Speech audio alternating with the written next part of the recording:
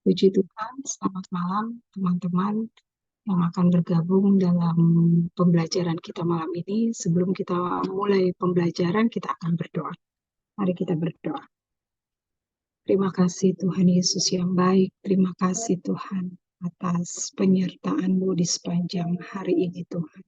Hingga malam ini Tuhan Yesus, kami bersyukur dan bersyukur Tuhan. Allah Roh Kudus terus ingatkan kami, berikan kami terus semangat yang baru untuk kami belajar kebenaran firman. Terima kasih Tuhan, terima kasih Engkau selalu berikan kami kemampuan kekuatan Tuhan. Kami sungguh percaya Tuhan, Engkau berikan kami hikmat untuk kami boleh mendengar, membaca Tuhan Yesus akan firman-Mu. Biar firman-Mu itu boleh terus dan terus lagi mengubah sikap hati kami Tuhan. Terima kasih, biar kami terus terfokus pada karya salib-Mu yang luar biasa, Engkau sudah berikan buat kami. Terima kasih Tuhan, terima kasih. Kami juga berdoa buat teman-teman kami, berikan mereka juga kerinduan yang sama. Oh Tuhan, untuk bergabung malam ini Tuhan Yesus bersama-sama dengan kami untuk belajar firman-Mu. Tuhan tolong Tuhan, oh mungkin masih dalam kesibukan mereka juga mungkin mereka akan mendengarkan rekaman juga. Tuhan Yesus berkati kami semua. Biar firman yang kami pelajari itu tidak sia-sia, tapi mendatangkan berkat buat kami semua. Terima kasih Tuhan, kami sungguh percaya yang Kau persiapkan hamba-Mu untuk Tuhan Yesus membagikan, mengutarakan setiap kebenaran firman-Mu yang Kau sudah taruh pada hamba-Mu Tuhan. Biar Engkau saja yang berkata-kata melalui hamba-Mu Tuhan Yesus. Terima kasih Tuhan, terima kasih. Kami mulai pembelajaran kami malam ini dan kami peralaskan doa kami hanya dalam nama Tuhan Yesus Kristus. Haleluya. Amin. Puji Tuhan, saya akan bacakan 1 Korintus 16 ayat 12 sampai 18 dulu saya bacakan. Tentang saudara Apolos, telah berulang-ulang aku mendesaknya untuk bersama-sama dengan saudara-saudara lain mengunjungi kamu. Tetapi ia sama sekali tidak mau datang sekarang. Kalau ada kesempatan baik nanti ia akan datang. Berjaga-jagalah, berdirilah dengan teguh dalam iman, bersikaplah sebagai laki-laki dan tetap kuat. Lakukanlah segala pekerjaanmu dalam kasih. Ada suatu permintaan lagi kepadamu, saudara-saudara. Kamu tahu bahwa Stefanus dan keluarganya adalah orang-orang yang pertama-tama bertobat di Akaya, dan bahwa mereka telah mengabdikan diri kepada pelayanan orang-orang kudus. Karena itu taatilah orang-orang yang demikian dan setiap orang yang turut bekerja dan berjerih payah.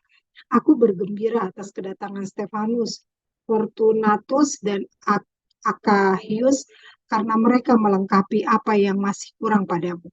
Karena mereka menyegarkan rohku dan roh kamu, hargailah orang-orang yang demikian.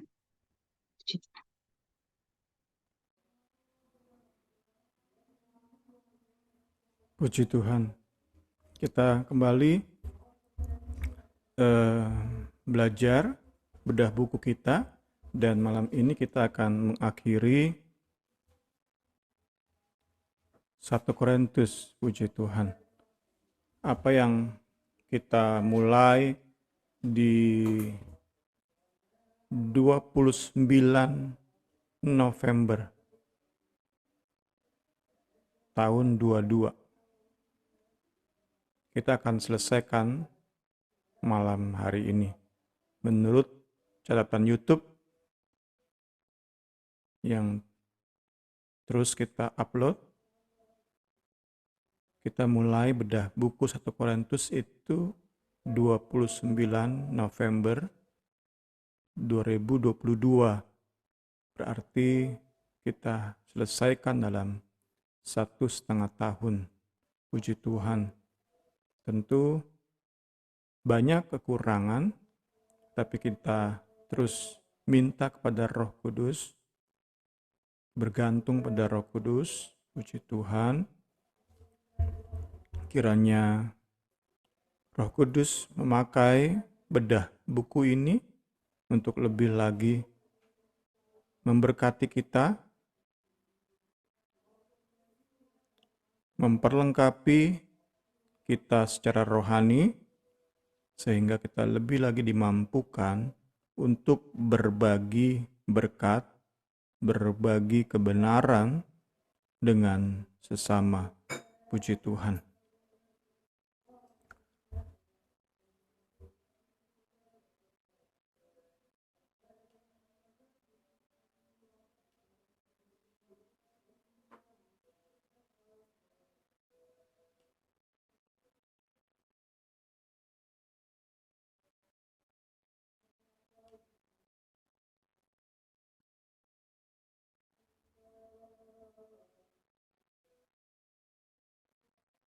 Kita awali dengan bahasan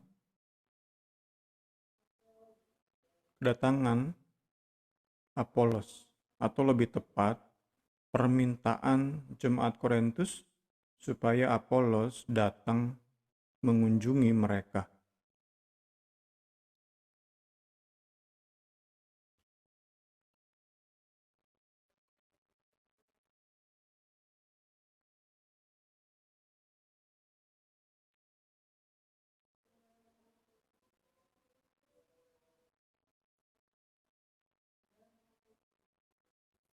Ayat 12,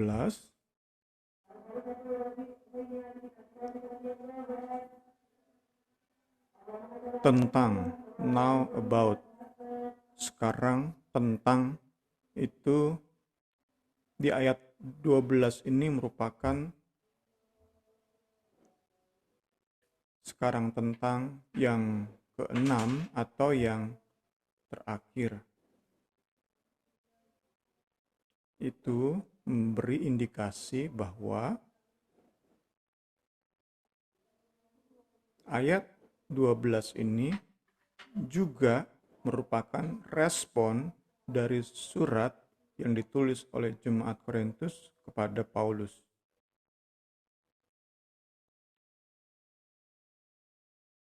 Jadi setidaknya ada 6 tema surat jemaat Korintus kepada Paulus, puji Tuhan. Dan terakhir adalah tentang permohonan jemaat Korintus agar Apolos mengunjungi mereka. Dikatakan di sini tentang Apolos, Paulus katakan ia telah berulang-ulang mendesak Apolos untuk mengunjungi jemaat Korintus. Ya, puji Tuhan. Pernyataan ini memberi penegasan sikap hati Paulus terhadap Apolos. Memberi penegasan bahwa ia sama sekali nggak ada masalah dengan Apolos. Meski kita lihat di pasal pertama,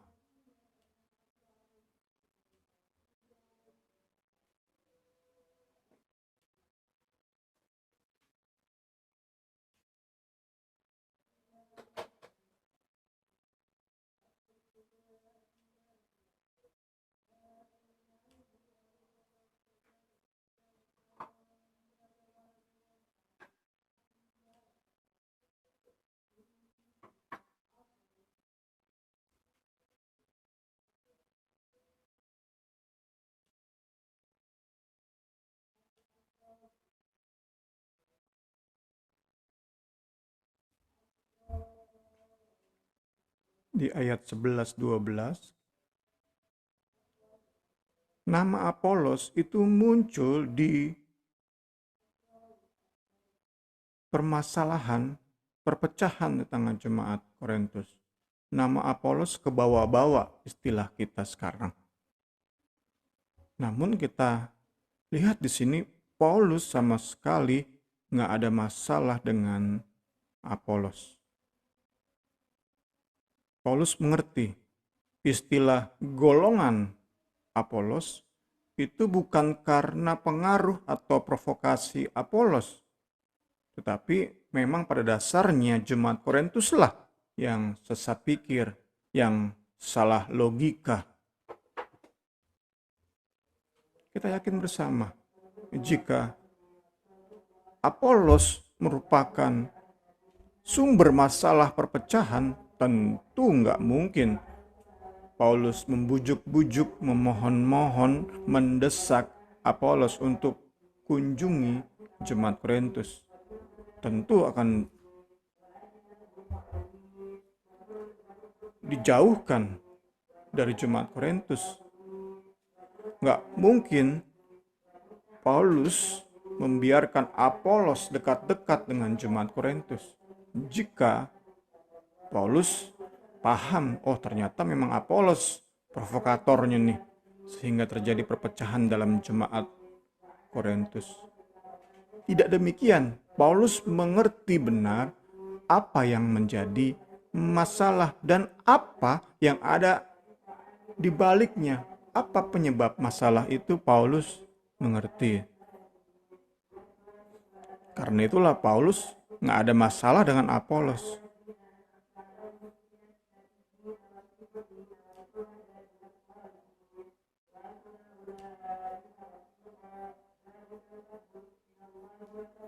Tentu ini berbeda jika kita bandingkan dengan orang-orang yang Paulus anggap sebagai nabi sesat, sebagai guru sesat, sebagai pendeta sesat.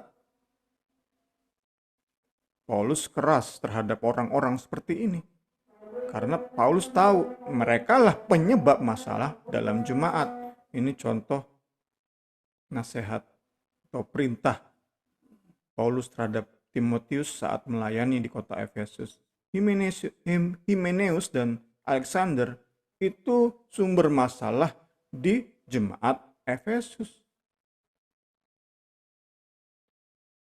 Paulus malah berusaha membuang jauh-jauh orang-orang yang memberi pengaruh buruk terhadap jemaat.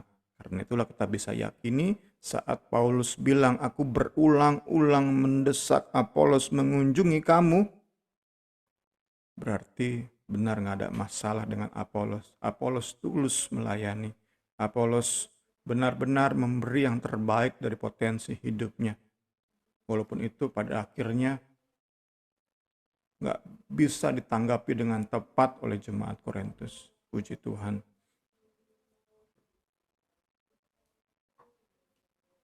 Ya tentu ini kembali mengajari kita untuk sebelum bersikap terhadap sebuah masalah, kita dalami dulu setiap masalah yang muncul. Sehingga pertimbangan-pertimbangan kita dalam bersikap itu bukan berdasarkan hanya covernya, hanya permukaan dari masalah, hanya kulitnya. Bukan hanya itu yang menjadi pertimbangan kita dalam bersikap, tetapi kita mau dalami apa yang menjadi inti penyebab dari masalah. Kita bayangkan kalau aja Paulus bersikap hanya berdasarkan isu luar, muncul di situ nama Apolos, tanpa berpikir panjang tentu Paulus akan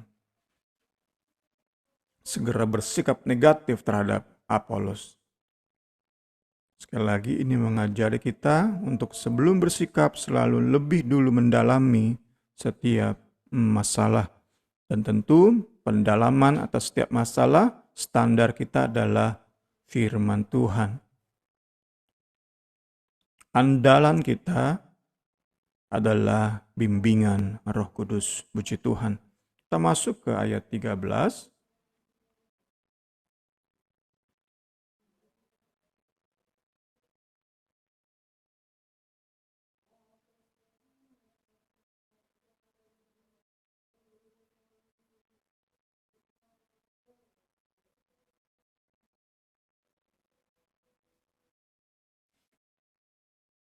Berjaga-jagalah, berdirilah dengan teguh dalam iman. Bersikap beranilah dan tetaplah kuat.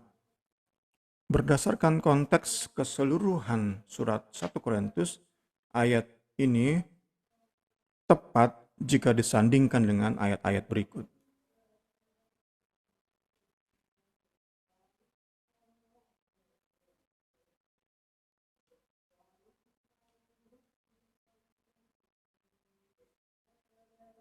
Bahkan dari antara kamu sendiri akan muncul beberapa orang yang dengan ajaran palsu berusaha menarik murid-murid dari jalan yang benar supaya mengikut mereka.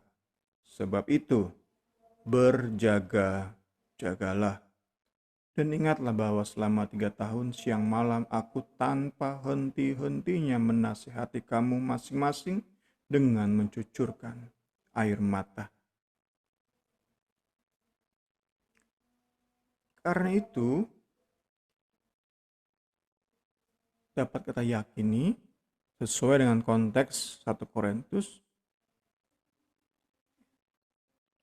nasihat berjaga-jaga yang Paulus berikan itu berjaga-jaga terhadap pengaruh merusak dari ajaran sesat, pengaruh merusak dari pembawa atau pengajar ajaran-ajaran sesat, yaitu orang-orang yang memutarbalikkan kebenaran dan kemudian untuk memperoleh pengikut mereka menarik-narik, membujuk-bujuk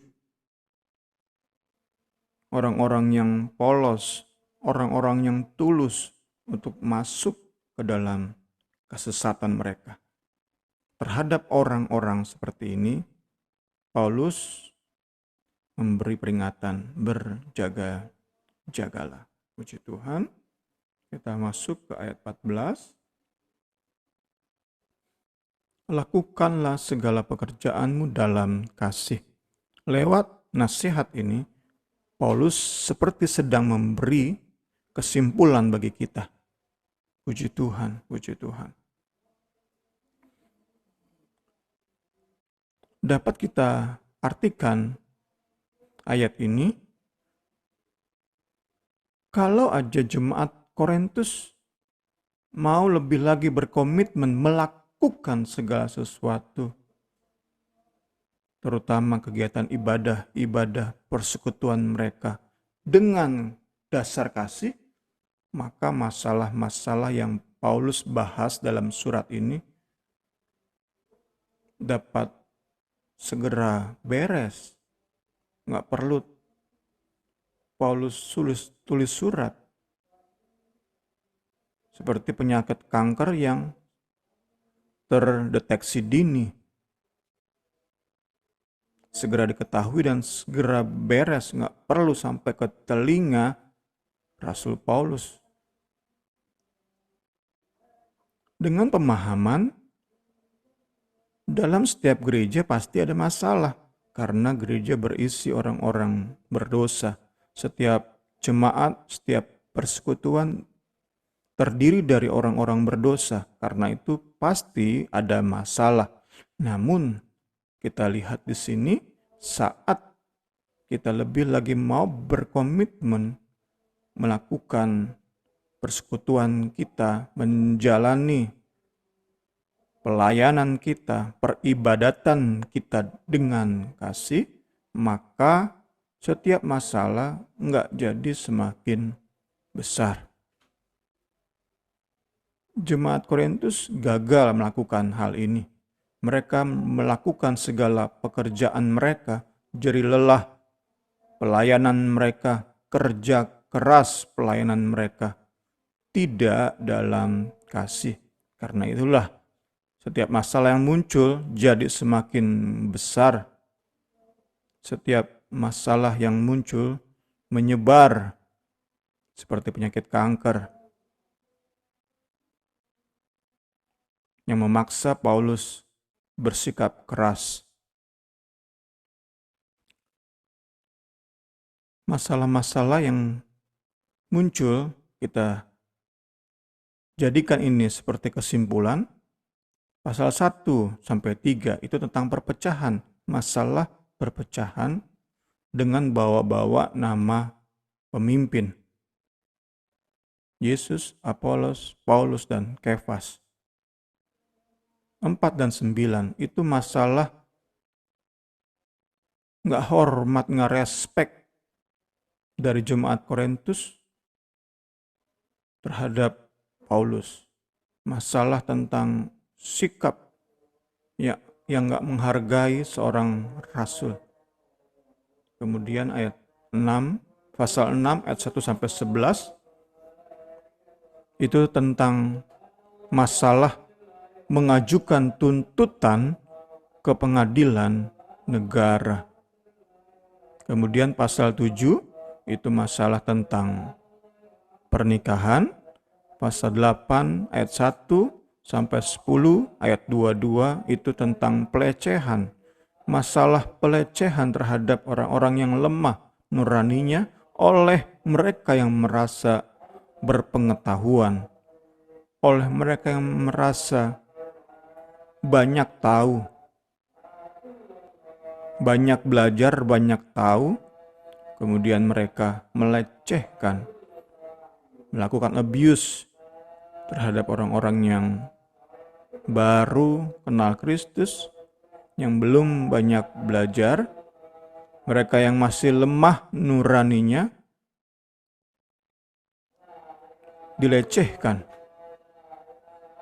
Mereka yang dewasa rohani, yang lebih lama ikut Kristus, seharusnya menjadi pembimbing, tetapi justru menjadi batu sandungan. Kemudian pasal 12-14, pelecehan terhadap jemaat menengah ke bawah secara ekonomi oleh mereka yang lebih mapan ekonominya. Pelecehan ini terjadi saat jemaat makan perjamuan kudus dan perjamuan kasih. Sekali lagi, jika mereka melakukan segala pekerjaan pelayanan mereka, peribadatan mereka dalam kasih, maka semua masalah yang didaftarkan di bagian ini itu enggak menjadi besar, tetapi segera ditemukan obatnya, ditemukan penawarnya. Haleluya. Kita mau belajar dan belajar, lebih lagi mengutamakan kasih dalam setiap pelayanan kita, persekutuan kita, sehingga kita dapat mendeteksi dini setiap masalah yang terjadi di sama antara kita. Pujian syukur pada Kristus. Ayat 15 sampai 17 itu terkait dengan seorang yang bernama Stefanas. Siapa Stefanas?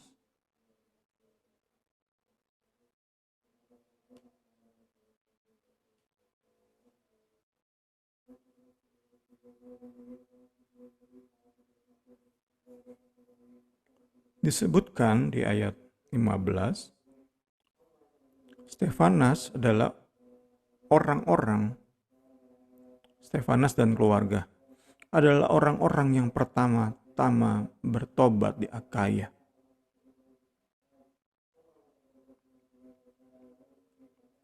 Namun kemudian dijelaskan bahwa mereka pun mengabdikan diri mereka kepada pelayanan bagi jemaat.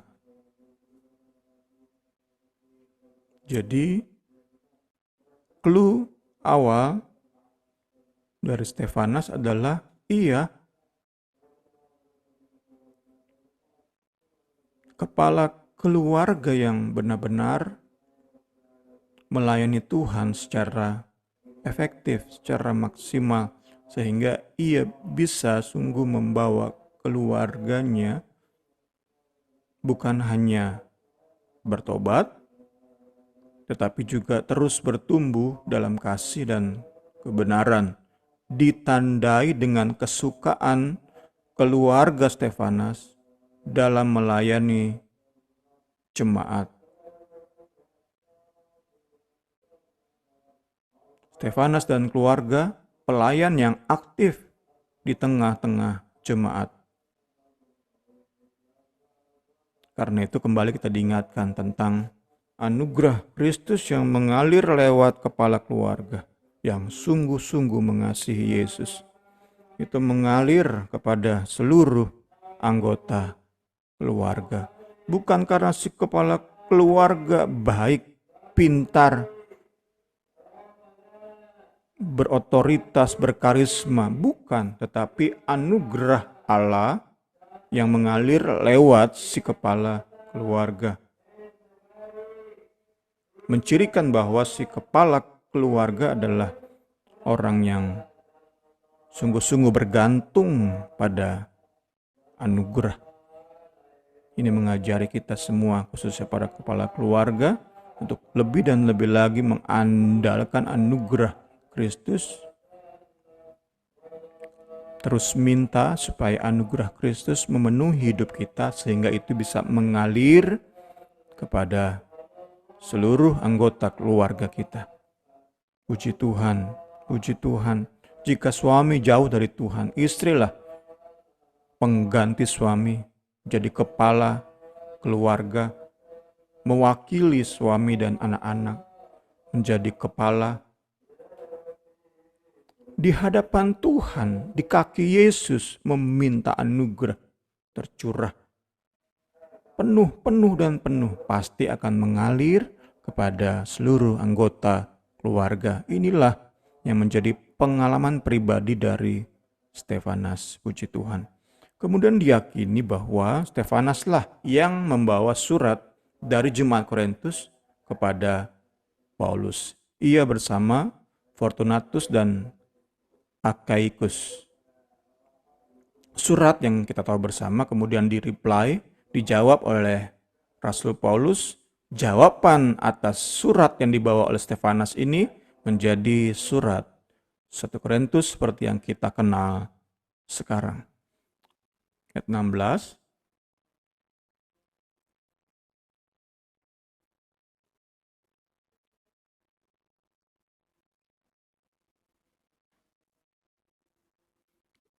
Karena itu taatilah orang-orang yang demikian, orang-orang semacam Stefanas.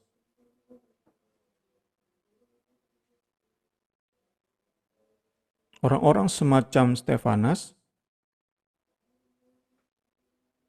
Paulus meminta jemaat untuk submit kepada orang-orang yang sedemikian, menaati orang-orang yang semacam Stefanas.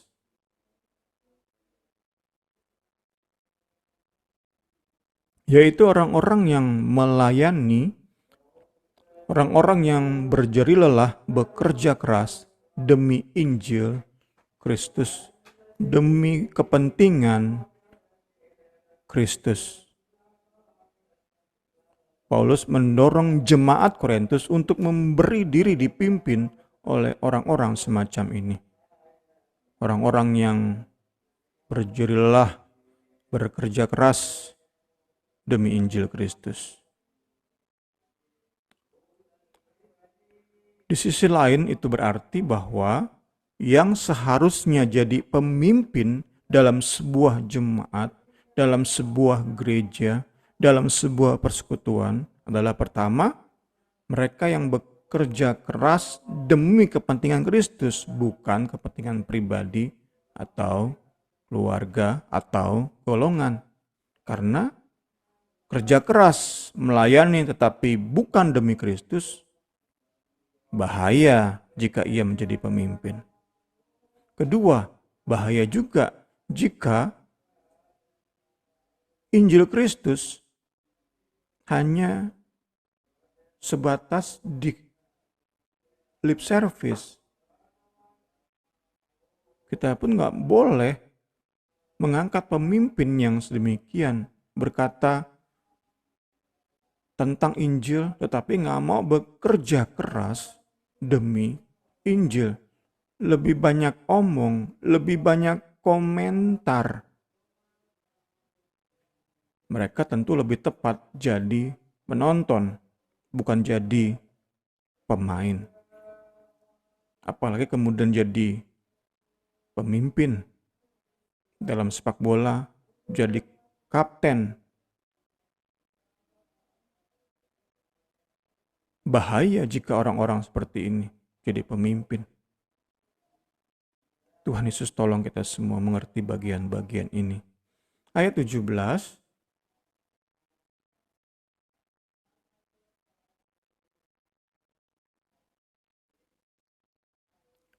Fortunatus dan Achaicus. Aku bergembira atas kedatangan mereka, kata Paulus, karena mereka menggantikan kehadiranmu. Cukup jelas di sini bahwa Stefanus, Fortunatus, dan Achaicus adalah jemaat-jemaat, pelayan-pelayan, aktivis-aktivis, bahkan pimpinan jemaat Korintus, sehingga kedatangan mereka ke Efesus, kedatangan mereka kepada Paulus itu mewakili jemaat Korintus.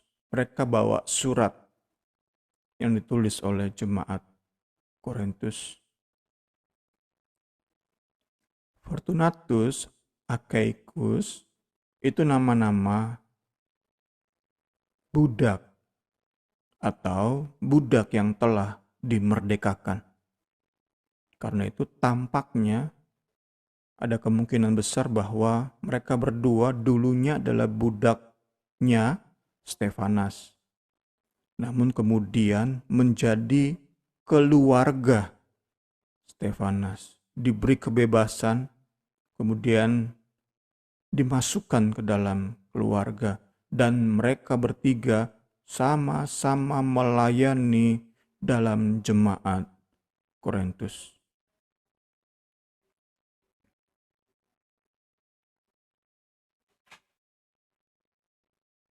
Ayat 18, mereka bertiga saat mengunjungi Paulus itu menyegarkan roh Paulus. Puji Tuhan.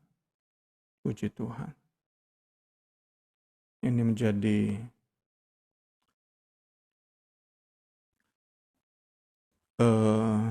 info atau pemberitahuan kepada kita. Roh kita di-recharge, disegarkan, di-refresh.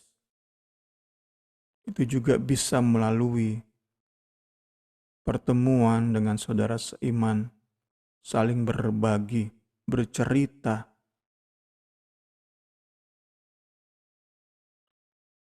Paulus cukup lama nggak jumpa mereka.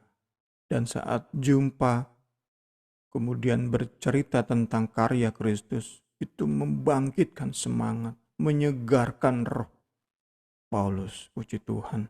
Karena itu penting bagi kita untuk saling berbagi tentang karya Tuhan, kuasa Tuhan, kasih Tuhan. Karena di dalam berbagi itulah kita saling menyegarkan, saling menguatkan. Puji Tuhan. Kita masuk ke ayat 19, silakan Bu Rini.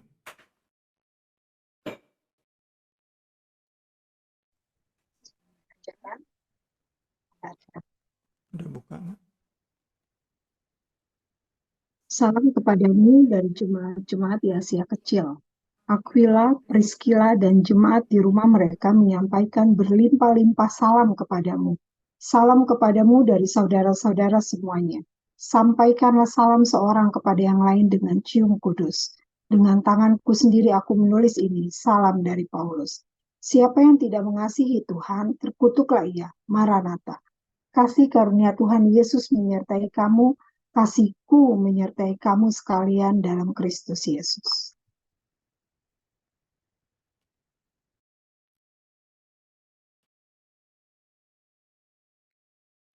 Ayat-ayat ini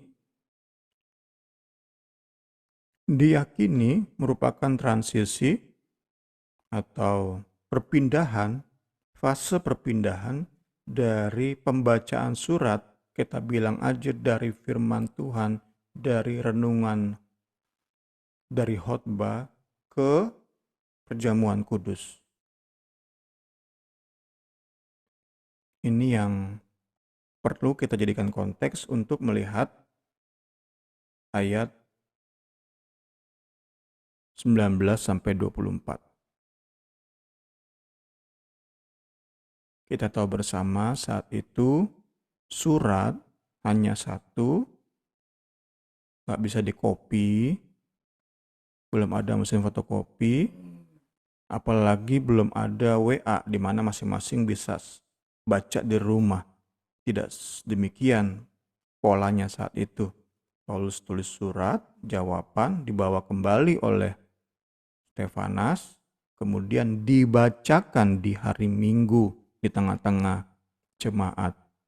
Nah, di bagian akhir dari surat ini,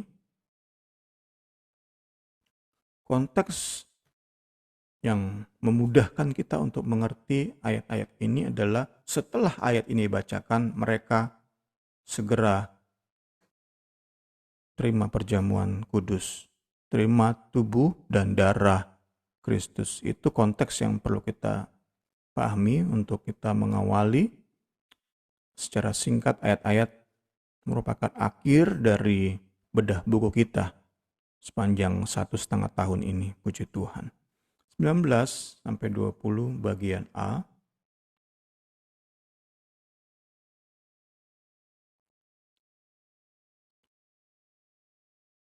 Saling memberi salam tampaknya salah satu cara Paulus untuk membangkitkan persatuan, persaudaraan antar jemaat.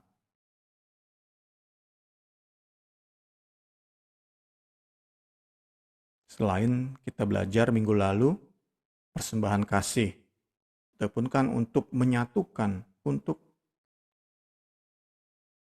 membangkitkan rasa persaudaraan, saling memiliki, saling membutuhkan. Selain persembahan kasih, lewat salam. Karena itulah kita baca salam kepadamu dari jemaat-jemaat di Asia Kecil. Ayat 20b kita dapati tentang cium kudus. Baik dalam budaya Yahudi, juga dalam budaya yang umum saat itu, cium itu merupakan ekspresi dari rekonsiliasi dan persatuan. Dan tampaknya tradisi cium kudus dilakukan sebelum makan perjamuan itu hal yang rutin dilakukan di tengah gereja saat itu. Menjadi tradisi atau budaya gereja saat itu. Sebelum makan perjamuan Tuhan, mereka cium kudus.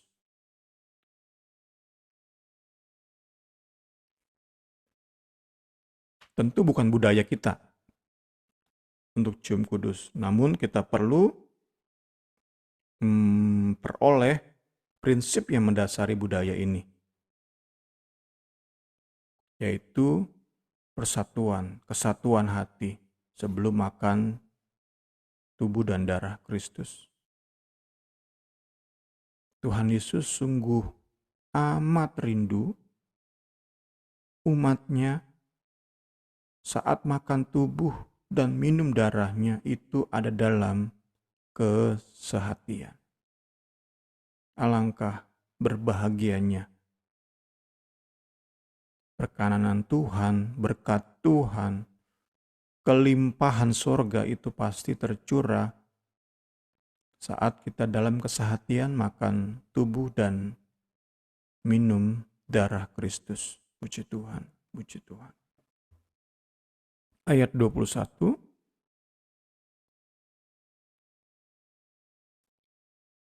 Dengan tanganku sendiri aku menulis ini. Salam dari Paulus. Paulus sedang memberi atau menuliskan tanda tangan di bagian akhir dari suratnya. Seperti sekarang kita mendapati pola yang serupa. Di akhir surat ada tanda tangan. Inilah yang diyakini dilakukan oleh Paulus. Yang menulis surat ini adalah Sostenes. Paulus tampaknya sudah cukup tua atau matanya terganggu atau Mungkin ia dibelenggu dalam penjara, ini di Efesus ya, atau sudah ada, atau kita nggak tahu apa alasan-alasan lain, tapi sangat diyakini 16 pasal ini ditulis oleh Sostenes, didikte oleh Paulus, oleh ilham Roh Kudus. Itu polanya. Nah, bukan sebelumnya berarti ya, setelah Sostenes menulis sampai ke ayat 20, Paulus menulis bagian akhir memberi tanda tangan. Tentu kemungkinan besar ia telah cek dulu dari pasal 1 tulisan Sostenes ini. Benar nggak Sostenes nulisnya? Kurang lebih itu gambaran untuk memudahkan kita mengerti bagian-bagian ini. Dicek dulu, oh benar semua sesuai dengan dikte saya, semata-mata ilham Roh Kudus. Paulus tulis ini. Dengan tanganku sendiri aku menulis salam dari Paulus. Menunjukkan otentisitas, keaslian dari surat ini, bahwa surat ini merupakan surat Paulus, bukan surat Sostenes. Sostenes hanya menulis.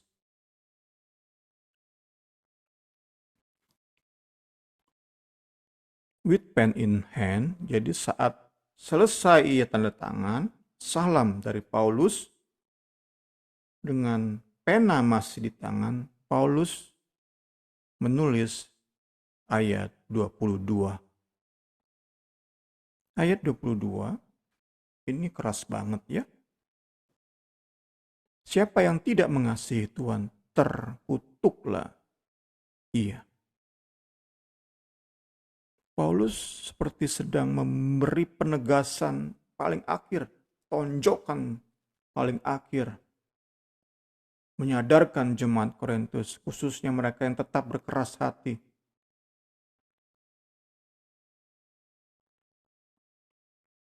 Ya, tentu ayat ini cukup sulit untuk diterima oleh pemikiran orang zaman now, oleh kita yang terlatih untuk berpikir kritis. Kok untuk mengasihi diberi ancaman, kita dibuat bingung. Apakah kasih sedemikian yang Alkitab ajarkan? Kasih yang disertai ancaman. Sedangkan common sense aja kita bisa berpikir, kasih jika dipaksakan, maka kasih tersebut menjadi kasih yang nggak tulus. Kasih tetapi disertai dengan ancaman, sederhana tentu hubungan suami istri, pria wanita. Saat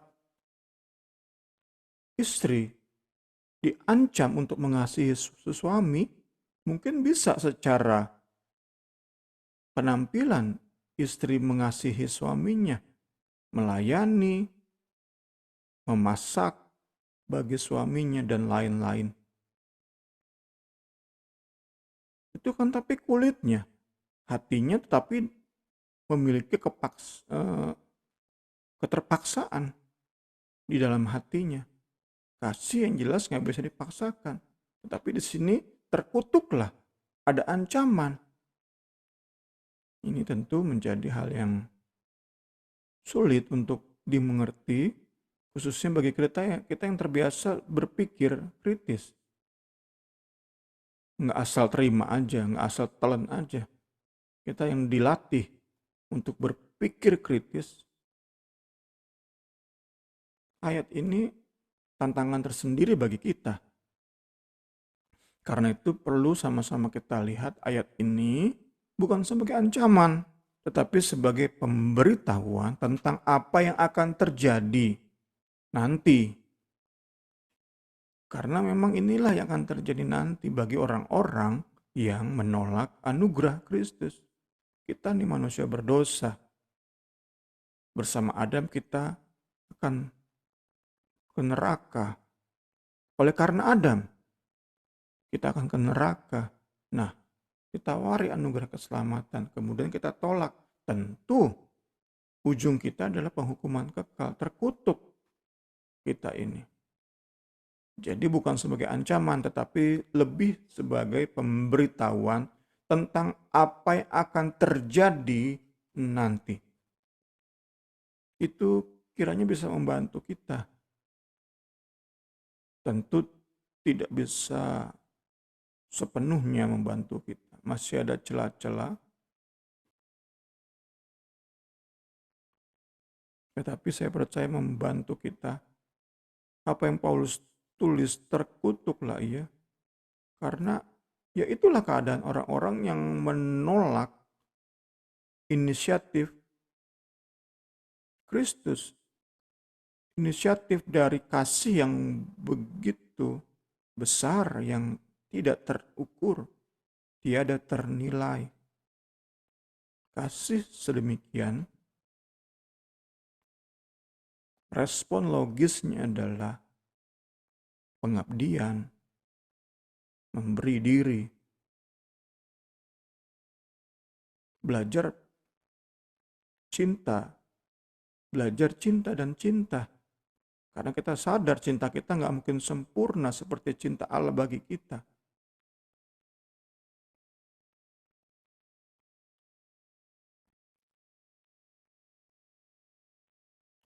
Roh Kudus tolong kita untuk mengerti ayat-ayat yang semacam ini. Karena nggak sedikit ayat-ayat semacam ini. Lebih lagi kita mengerti. Mengasihi Tuhan itu berarti mengutamakan Dia lebih dari segala-galanya. Itu yang kita perlu juga saling mengingatkan. Puji Tuhan. Mengasihi Tuhan itu berarti mengutamakan Kristus dan firman-Nya di atas hikmat manusia, di atas filsafat para filsuf Yunani saat itu. Orang-orang yang sangat berpengaruh, pemikirannya gilang gemilang, pemikirannya tersebar luas, pemikiran yang membangkitkan pemikir-pemikir lain, membuat budaya, membuat peradaban itu mengalami eskalasi eksponen. Benar-benar luar biasa perkembangannya. Yunani menjadi negara yang demikian berkembang saat itu.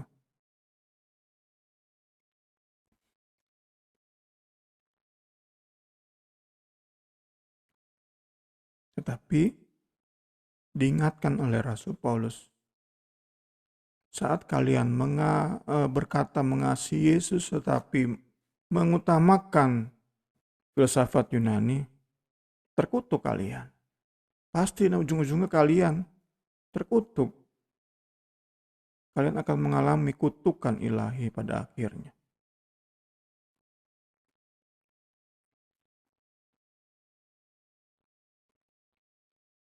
Tentu peringatan ini, pemberitahuan ini ditujukan kepada orang-orang yang berkeras hati terus mengajarkan ajaran-ajaran palsu, ajaran-ajaran yang tidak mengutamakan Kristus dan salibnya. Paulus seperti sedang memberikan tonjokan terakhir. Sadar nggak lo? Puji Tuhan. Ayat terakhir malam hari ini, puji Tuhan.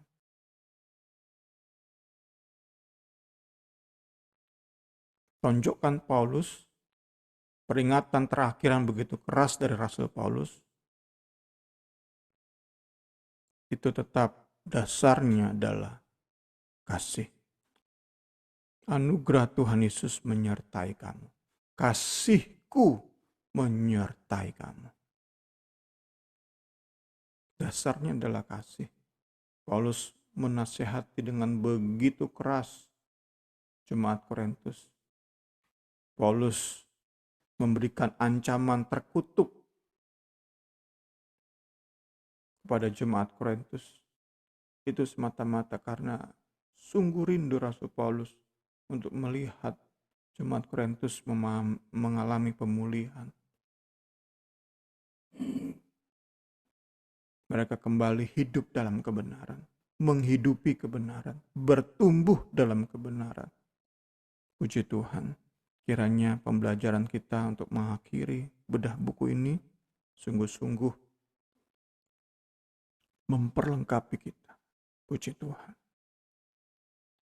Di akhir zaman, tantangan semakin berat, tetapi Yesus Kristus lewat firman-Nya, lewat Roh-Nya menolong kita menghidupi kebenarannya di tengah-tengah dunia yang semakin sesat, semakin jahat ini.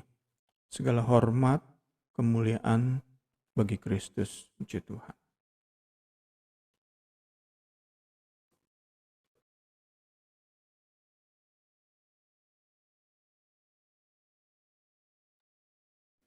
Puji Tuhan, kita tutup dalam doa malam hari ini. Kami bersyukur, kami berterima kasih. Kami percaya Tuhan, semata-mata karena anugerah-Mu kami bisa belajar Tuhan. Kami bersyukur, kami percaya Tuhan, firman-Mu hidup dan berkuasa.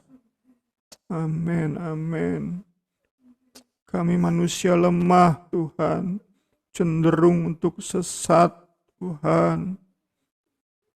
Oh, hanya oleh firman-Mu. Haleluya, haleluya, haleluya. Kumi sanalaya shanakaya lamashi. Oh, firman-Mu. Kami shanandukula masyania kalayashi. Falakania masyalanaya mashi. Firman-Mu lewat bedah buku ini Tuhan Yesus. Kami berdoa di dalam nama Yesus Kristus. Memberkati kami semua. Mengubahkan cara pandang kami. Mengubahkan pola pikir kami. Mengubahkan pola hidup kami. Cara bicara kami Tuhan Yesus. Kami berdoa di dalam nama Tuhan Yesus Kristus. Setiap bagian demi bagian Tuhan, pasal demi pasal, ayat demi ayat, diurapi oleh Roh Kudus, memberi Tuhan, oh Tuhan, kuasa yang dahsyat. Oh Tuhan, di dalam hidup setiap orang yang mendengar, kami minta dalam nama Yesus, bekerja, berkarya, mengadakan perkara-perkara ajaib. Setiap telinga yang mendengar, setiap pikiran yang memperhatikan, di setiap hati yang terbuka. Kami percaya Engkau saja yang tolong kami terus Tuhan. Di dalam Bible Study ini, kami akan melanjutkan dengan kitab yang lain. Oleh pertolongan Roh Kudus, kami serahkan semuanya. Peralaskan doa permohonan kami dalam satu nama Tuhan Yesus Kristus. Haleluya. Amin.